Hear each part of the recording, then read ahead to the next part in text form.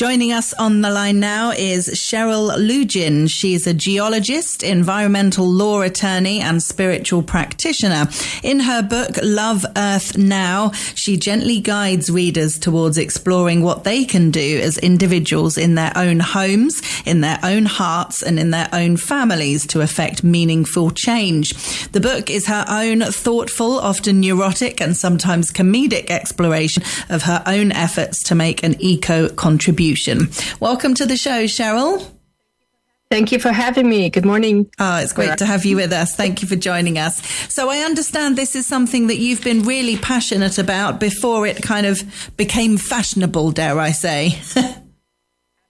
Absolutely. I studied climate change back in college in the 80s, back when it was just science. Yeah.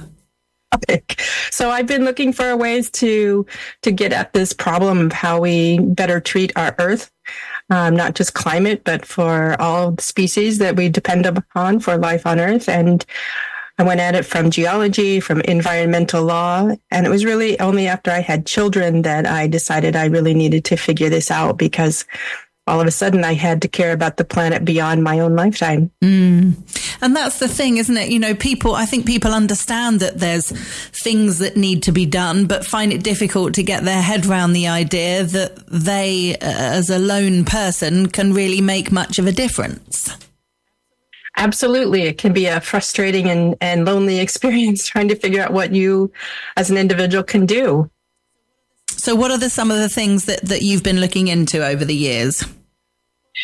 Well, I've come to decide that it's really a very personal decision, that these top 10 lists and everybody change all their light bulbs really reduces us to a minimal participant in our planetary experience, and that we each have our own calls to action. And so I think it's most important to get quiet and get with yourself and spend some reflective time to think about what really urges you to do something about, and what get honest about what your skills and abilities, your time, your money, your family obligations, what you have the bandwidth to take on, and start from that perspective, because I think we all have our own calls to action in this life, and reducing us to, light bulb changers really overlooks the power of what we each bring to this planet. Yeah. So what are some of the changes that you've made then with your family? Well, for me, I take a personal delight in composting. It's just something that's so meaningful for me, because I can see it making a difference right in my yard. A lot of these things, the problems are so long term, and if I walk instead of driving on one day, it's good. It feels good. It's good exercise, but I can't see the difference I'm making. Whereas composting, I can see the material that is not going to rot in a landfill and spew CO2 emissions. I can see it turning into lovely brown earth right in my yard that I can keep on my property and anoint my other plants with. Yeah, that's the thing. That helps massively if you can see the difference, doesn't it? Because so many of the things that we can do, whether it's recycling or taking our own bags to the supermarket, there's lots of things which we know make a difference, but we don't necessarily see the difference, do we? Exactly. And that's what a lot of my book is about, is trying out different things that I could do, and all the frustrations there too, because there are no perfect solutions. Even if we could see the results, there are, electric cars are great because they don't pollute as much, but, there's a lot goes into making an electric car that requires horrible mining practices somewhere else in the world, for example. And so there are no perfect solutions. It's mostly, for me, I've decided about finding a place where I feel comfortable and good about the way I live, and letting go of my, not concern, but my anxiety about the things that I can't do anything about. Yeah.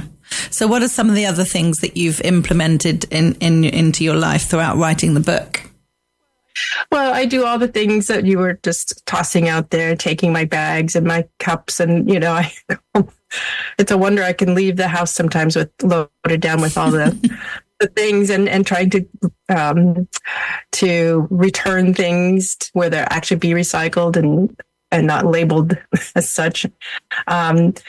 Shopping more thrift stores instead of buying new. But I think one of the things that gets overlooked that really does make a difference is the things we don't do. I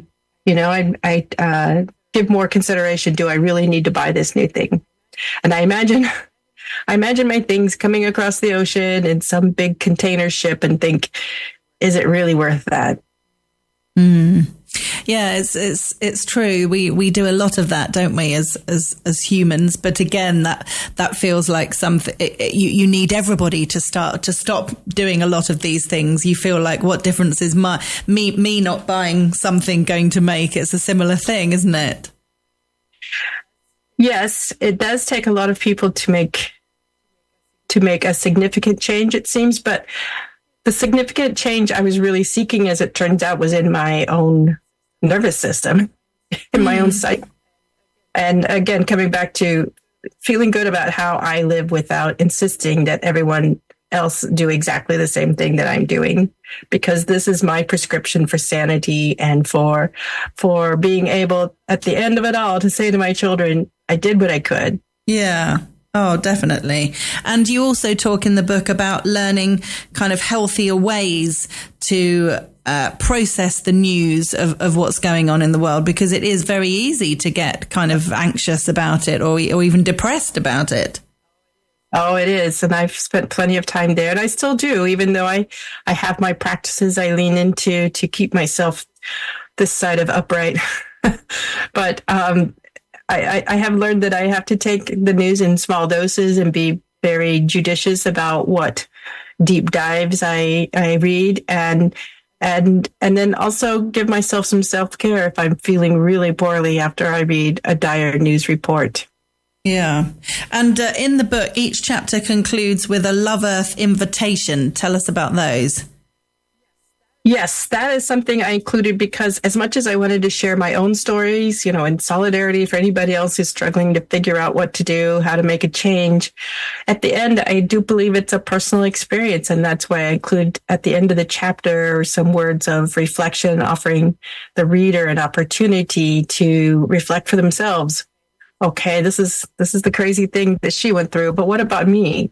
What am I thinking? What am I going to be considering going forward for myself, and not because somebody told me, here's the top 10 things people should do. Yeah. Yeah. So you're encouraging people to think for themselves.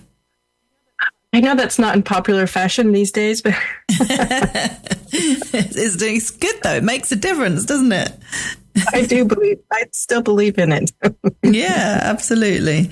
Well, if people want to get a copy of the book, it's called Love Earth Now, and it's available on our website, tre.radio. It's by Cheryl Leutjen, who we've been chatting with. Cheryl, thank you so much for joining us.